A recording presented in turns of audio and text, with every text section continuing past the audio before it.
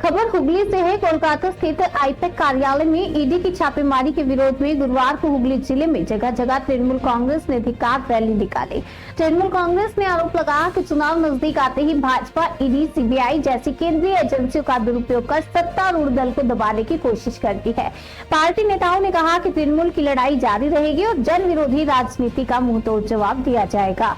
हुगली के रिसरा में नगरपालिका चेयरमैन विजय सागर मिश्रा, हुगली जिला तृणमूल कांग्रेस के सचिव व पार्षद शाकिर अली, वाइस चेयरमैन जाहिद हसन खान के नेतृत्व में एक विशाल प्रतिवाद रैली निकाली गई। इस रैली में बड़ी संख्या में टीएमसी कार्यकर्ता शामिल हुए। हुगली जिला तृणमूल कांग्रेस के सचिव व पार्षद शाकिर अली ने आरोप लगाया कि ईडी के जरिए पार्टी के कागजात ले जाए जा रहे हैं और चुनाव के मद्देनजर राज्य में एसआईआर के माध्यम से मतदाताओं के नाम हटाए जा रहे हैं। उन्होंने कहा कि आईपैक के कर्ता धर्ता प्रशांत जैन के आवास पर तलाशी के नाम पर पार्टी की आंतरिक जानकारियां जुटाने का प्रयास किया गया, जो घोर दोहरे मापदंड और मनमानी का उदाहरण है।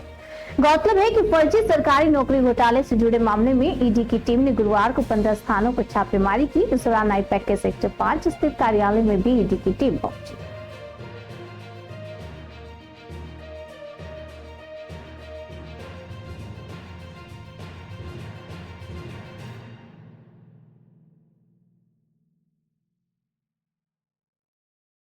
আজকে যেভাবে আইপেক অফিসে এবং প্রত্যেক জনের বাড়িতে সিবিআই ইডি রেড করেছে, তার মানে এটা টোটালি বেআইনি এবং এটা প্রমাণিত হলো যে মাঠে লড়াই করে ভারতীয় জনতা পার্টি তৃণমূল কংগ্রেসের সঙ্গে জিততে পারবে না।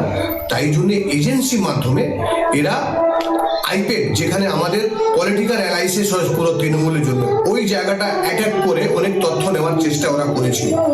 কিন্তু আমি জানি এবং 2023 সাল থেকে 2024, 2025 পুজোর পর এবং 2026 জানুয়ারি ফার্স্ট উইকে আইপেক অফিসে রেড করা হলো।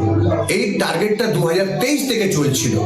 আর শুভেন্দু বাবুকে মনে করে দিতে চাইছি, আমি কিন্তু জানি, আপনি কিন্তু মিডিয়াতে বলুন যে আপনাদের প্ল্যান ছিল যে আইপেক অ্যাটাক মানে ভাইপো কে অ্যাটাক, এই প্ল্যানিং নিয়ে আপনারা আইপেককে টার্গেট করে রেড করিয়েছেন।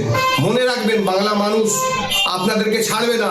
আপনারা যেভাবে এজেন্সি 10 বছর ধরে ব্যবহার করছেন এবং ইলেকশন কমিশনও আজকের দিনে ব্যবহার করছেন, সিবিআই, ইডি, এনআইএ এবং ইলেকশন কমিশন এইসব ব্যবহার করে জিততে পারবেন না।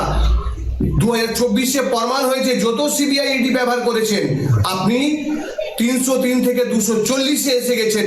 এবারে ভারতবর্ষে আপনি 40টা সিট পাবেন কিনা সেটাও 2029-এ দেখা যাবে। কিন্তু আপনি যত সিবিআই, ইডি ব্যবহার করবেন আপনি কিন্তু সফল হবেন না। তৃণমূল কংগ্রেসের কাউন্সিলর এবং district secretary MD Shakir Ali.